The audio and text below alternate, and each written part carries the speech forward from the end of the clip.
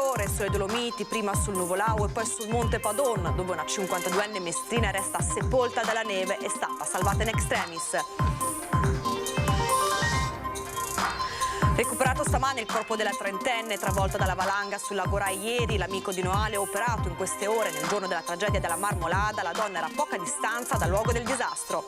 È attesa per venerdì e sabato, quando si svolgeranno gli interrogatori di garanzia dopo l'indagine condotta dai carabinieri che ha portato ai domiciliari 6 persone tra funzionari pubblici e imprenditori.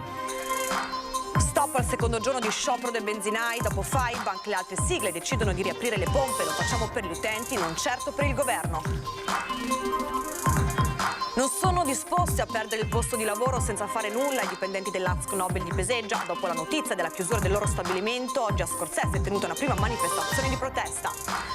Sono stati ricevuti questa mattina in comune e premiati 2 gondolieri che nei giorni scorsi hanno salvato un uomo che stava annegando in Canal Grande.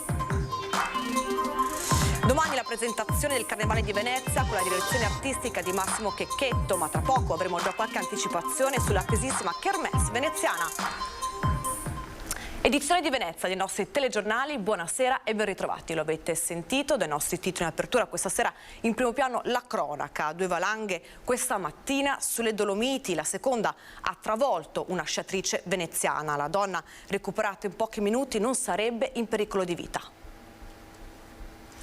Sfiorata la tragedia questa mattina per 2 valanghe che a pochi minuti di distanza l'una dall'altra si sono staccate sulle Dolomiti. La prima intorno alle 12:30, quando il 118 viene attivato per un primo distacco di piccole dimensioni finito sulla pista Fedare sul Nuvolao, nella zona dove 10 giorni fa aveva perso la vita la 34enne veneziana, maestra di sci Giulia Ramelli, travolta da una valanga.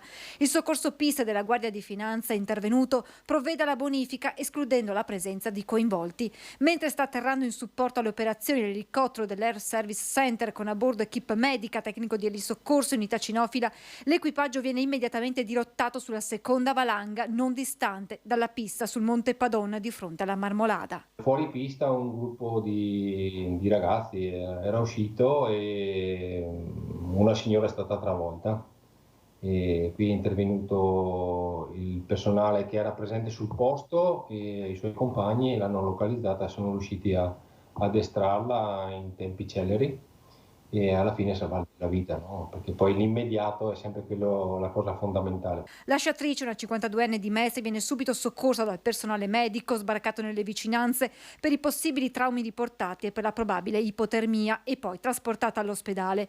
Fondamentali sono state le dotazioni, sonda, pala e arva di cui erano in possesso sia la donna che gli altri sciatori con lei. Era fondamentale che in questo caso avessero questa strumentazione, altrimenti la ragazza probabilmente non sarebbe rimasta in vita. Barattin, nell'invitare ad allenarsi all'autosoccorso e a dotarsi di tutta la strumentazione necessaria, chiede di fare massima attenzione durante le uscite, visto che in questi giorni la neve fresca caduta si è appoggiata sopra la precedente neve ghiacciata. Questo, insieme al vento, ha creato degli accumuli a debole coesione. Rimarrà un grado alto perché 3, non dimentichiamo, in una scala da 1 a 5 non è la metà, ma la consideriamo come una scala logaritmica, quindi aumenta in modo esponenziale, quindi non dimentichiamo che si possono staccare valanghe spontanee, no? Anche di medie dimensioni, sui pendii sopra i 30-35 gradi. E a proposito di valanghe, è stato recuperato questa mattina il corpo della trentenne, sciatrice trentina, travolta ieri sul lago Rai. Il fidanzato di Noale invece è stato operato in queste ore.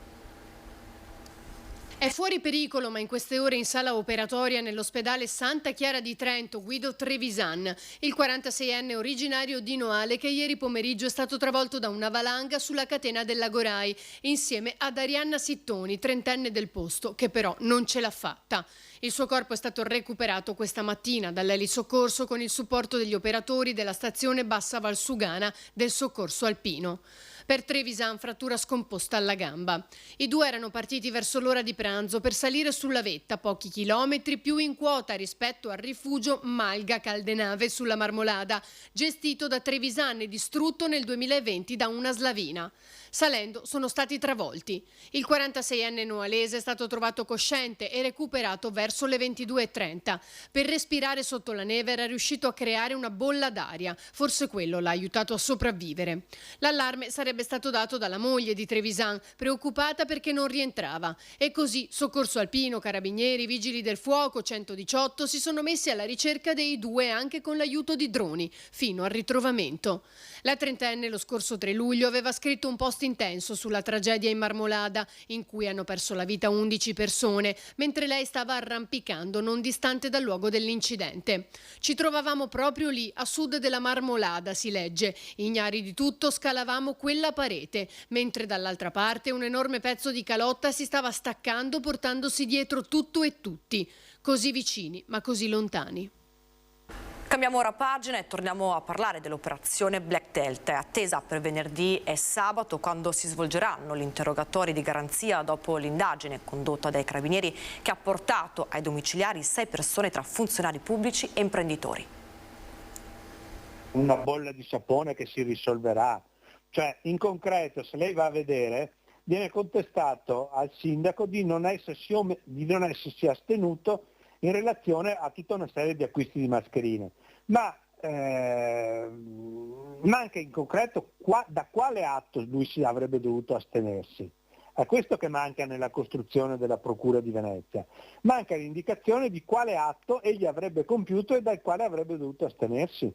Il giro di mascherine scoperto dai carabinieri di Venezia, messo in piedi dall'ex sindaco di Santa Maria di Sala Nicola Fragomeni insieme al fratello, gestore della Fragomeni Group, finirà in una bolla di sapone, secondo il suo legale.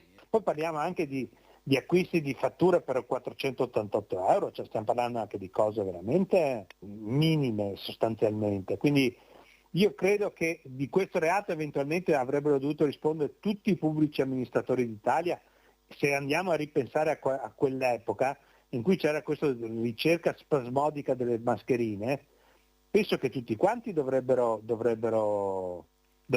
rispondere sostanzialmente. Ma per la procura in ballo non ci sarebbe solo la questione delle mascherine. A Fragomeni si contesta anche di aver sottratto buoni spesa Covid riservati alle famiglie in difficoltà.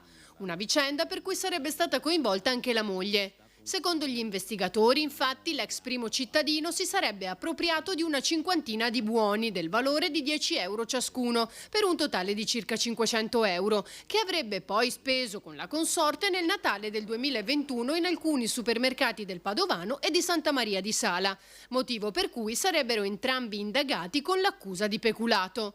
Il GIP però non ha ritenuto che per questo reato fosse necessario emettere una misura cautelare. Intanto l'attesa è per venerdì e sabato, quando si svolgeranno gli interrogatori di garanzia.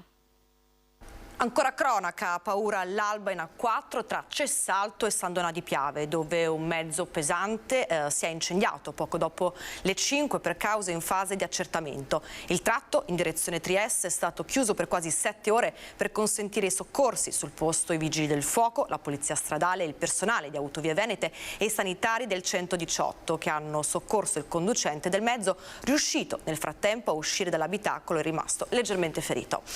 Torniamo ora a parlare dello sciopero dei benzinai. Resta la mobilitazione, ma il secondo giorno di sciopero viene cancellato. Dopo un'altra giornata convulsa, anche le sigle che avevano promesso di mantenere lo stop per domani hanno revocato la seconda giornata di sciopero. Anche quest'ultimo, ennesimo tentativo di rimediare ad una situazione ormai logora, spiegano i gestori, non è riuscito ad evidenziare alcun elemento di concretezza che possa consentire anche solo di immaginare interventi sui gravissimi problemi del settore e di contenimento strutturale dei prezzi. Appare ormai chiaro, aggiungono, che ogni tentativo di consigliare al governo ragionevolezza e concretezza non può o non vuole essere raccolto. Per questa ragione anche insistere nel proseguire nell'azione di sciopero utilizzata per ottenere ascolto dal governo non ha più alcuna ragione di esistere. Andiamo ora a Peseggia, non sono disposti a perdere il posto di lavoro senza far nulla i dipendenti dell'Akzo Nobel.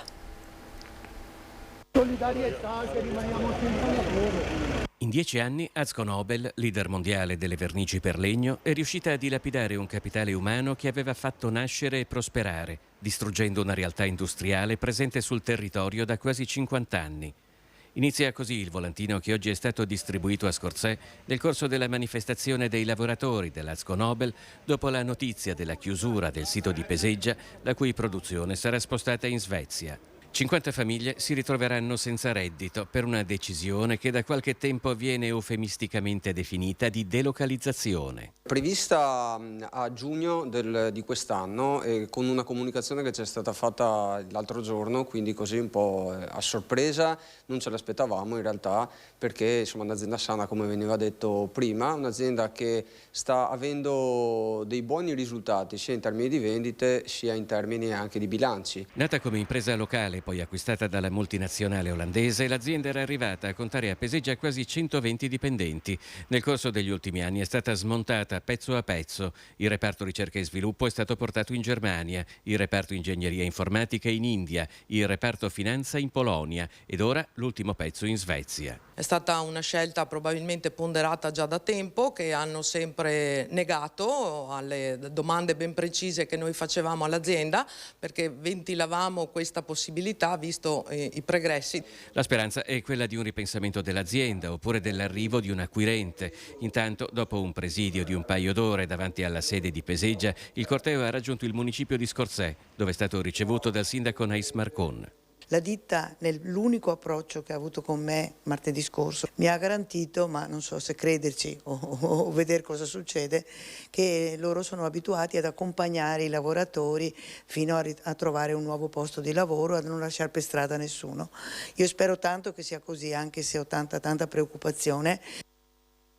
Ve l'abbiamo raccontato, l'avete sentito, c'è preoccupazione tra i dipendenti dell'azienda, soprattutto per i più anziani che temono di non trovare un'altra occupazione.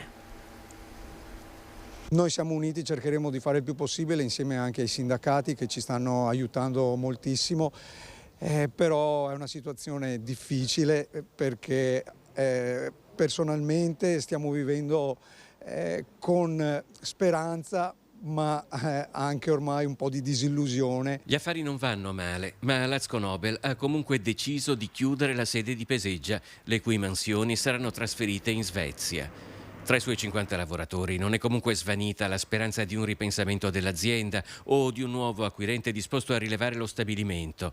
Prende però anche corpo la preoccupazione verso un futuro che da giugno si presenta incerto. Non me l'aspettavo così, una chiusura così repentina, si sperava magari in un'altra mobilità perché ultimamente i periodi davano tutti questi segnali, però... Ci sono diversi sentori ma non si pensava alla chiusura immediata dal mercoledì al giovedì. In più ho 2 bambini da crescere di 3 anni, un mutuo non è facile. Tra chi lavora per la multinazionale olandese ci sono anche i dipendenti impiegati da qualche decina d'anni e chi è più avanti con l'età e chi teme maggiormente di incontrare difficoltà a trovare una nuova occupazione. E come lo vede il suo futuro? Essendo vicino ai 50 non tanto bello perché ovviamente si fa fatica a trovare lavoro e la situazione non è delle migliori. Quindi sicuramente dovrò cercare un posto di lavoro che dovrò capire quale azienda che hanno persone che manca pochi anni di lavoro possa ritenere utile l'assunzione.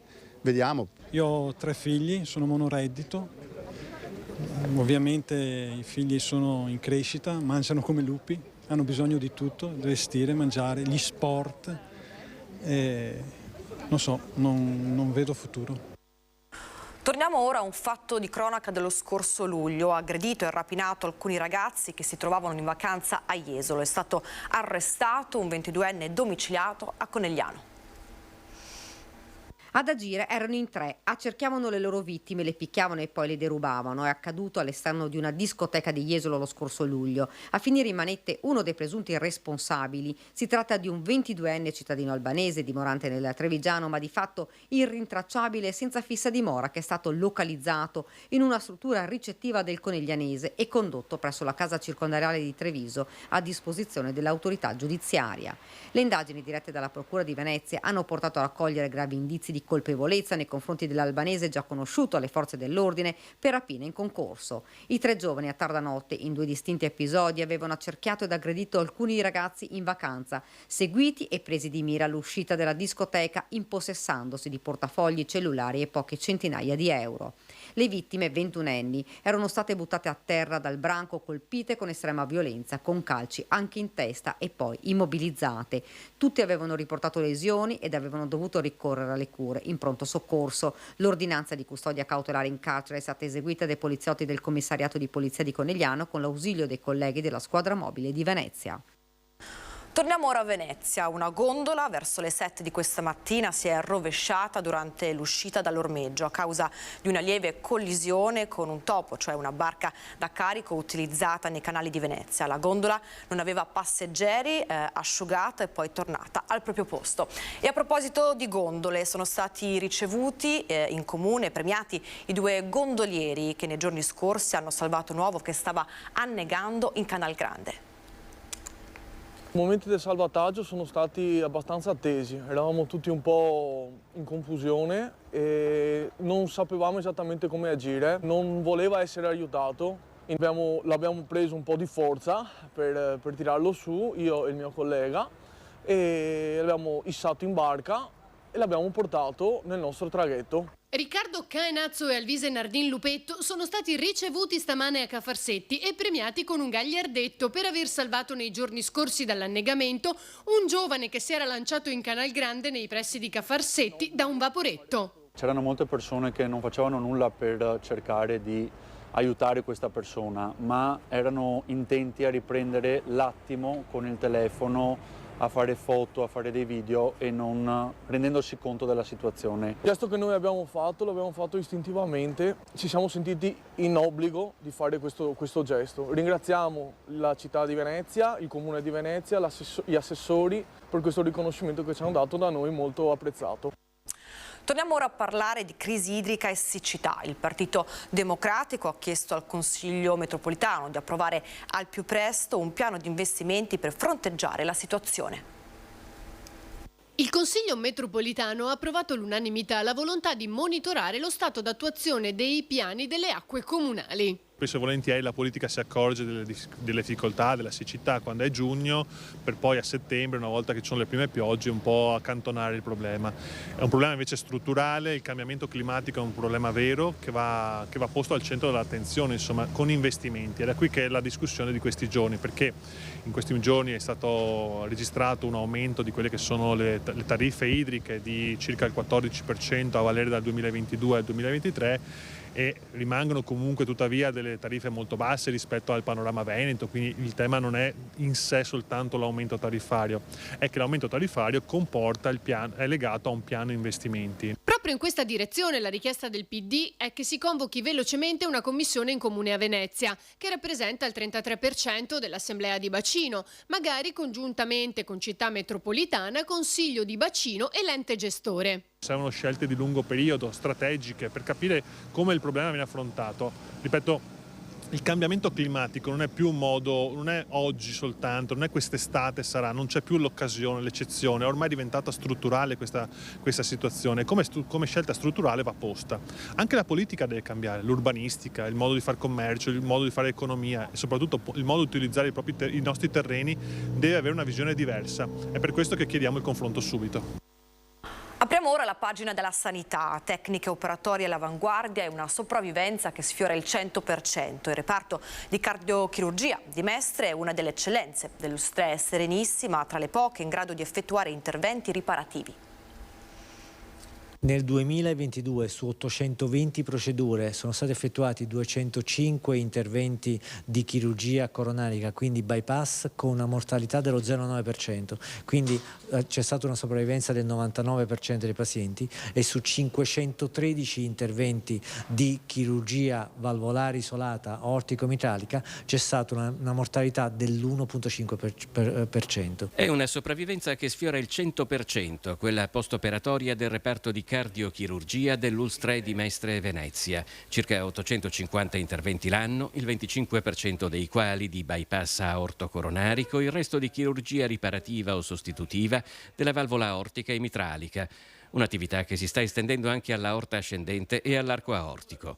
Effettuata da pochi centri in Italia e più in generale nel mondo, la chirurgia riparativa della valvola mitralica rappresenta un autentico fiore all'occhiello dell'azienda sanitaria veneziana. La chirurgia riparativa evita l'utilizzo di materiale protesico, ricostruisce totalmente l'anatomia della valvola nativa. Per quanto riguarda la mitrale, vengono posizionate delle corde tendine in Gore-Tex, esattamente la stessa struttura con cui costruiamo i nostri giacconi, che vanno a riparare le corde rotte della mitrale. La stessa cosa la stiamo approntando e la stiamo elaborando anche per quanto riguarda la chirurgia aortica. Si tratta di tecniche operatorie i cui risultati hanno portato l'unità di cardiochirurgia veneziana a rappresentare un'eccellenza del settore ufficialmente riconosciuta. Gli organi di controllo, Agenas e in particolare la scuola di Pisa, dove vengono dati degli standard di riferimento nazionali, noi ci posizioniamo su questi e spesso sotto a questi, vuol dire che il nostro lavoro è un lavoro di eccellenza. Cambiamo l'argomento. Domani mattina ci sarà a Cafarsetti la presentazione del programma ufficiale del Carnevale di Venezia. Ecco, a voi qualche anticipazione? Non ci sarà neanche quest'anno il volo dell'angelo dal campanile di San Marco, che prima della pandemia rappresentava uno dei momenti più attesi della festa. La città scommette su un turismo più diffuso sul territorio, anziché sugli eventi di massa. Ma il Carnevale di Venezia 2023, da sabato 4 a martedì 21 febbraio, è pronto a far vivere la città con tanti eventi diffusi per tutti i gusti. Domani a Venezia la presentazione ufficiale del programma, ma ecco le prime anticipazioni. Tanti spettacoli per bambini, lo faremo attraverso dei teatrini sparsi nei campi e nelle piazze cittadine per un carnevale aperto a tutto. Poi ci sarà molto spazio per la cultura e questa è una strada che abbiamo intrapreso negli ultimi anni, quella di proporre spettacoli all'interno di musei, di teatri, di luoghi della cultura per un pubblico che va a cercare qualche storia particolare del carnevale. Grandi protagoniste del Carnevale 2023 saranno le Marie. Ricordo che c'è ancora tempo per iscriversi, poi il 3 febbraio verranno selezionate e l'11 febbraio con un corteo di gondole le presenteremo in piazza San Marco e poi vedranno tutti gli appuntamenti del Carnevale di Venezia fino alla serata finale lunedì 20 febbraio al Teatro La Fenice, dove verrà proclamata la Maria vincitrice. E poi gli spettacoli sull'acqua. Lo spettacolo in Arsenale, un doppio spettacolo che ci sarà dal 10 al 12 febbraio e poi per tutta la settimana grassa, da giovedì 16 grasso fino a martedì grasso. Ma il carnevale quest'anno sarà diffuso su tutto il territorio con un grande ritorno anche dei carri. E con il Carnevale di Venezia terminiamo il nostro telegiornale, vi lasciamo ora le previsioni meteo, grazie per averci seguito, buonasera a tutti.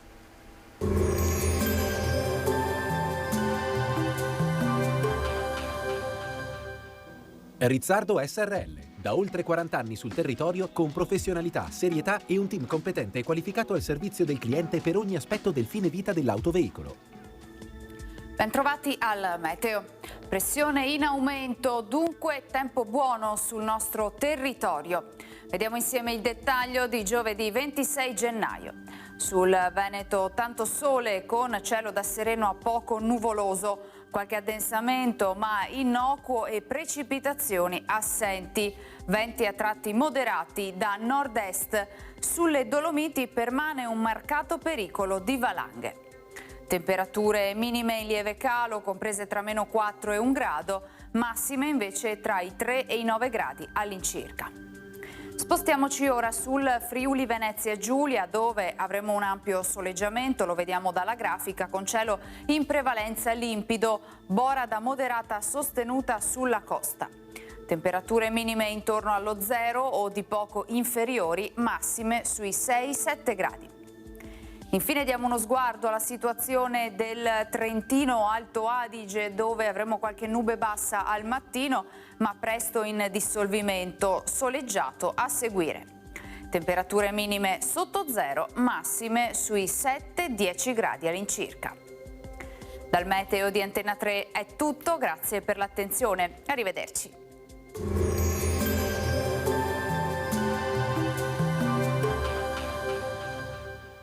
Rizzardo SRL, da oltre 40 anni sul territorio con professionalità, serietà e un team competente e qualificato al servizio del cliente per ogni aspetto del fine vita dell'autoveicolo.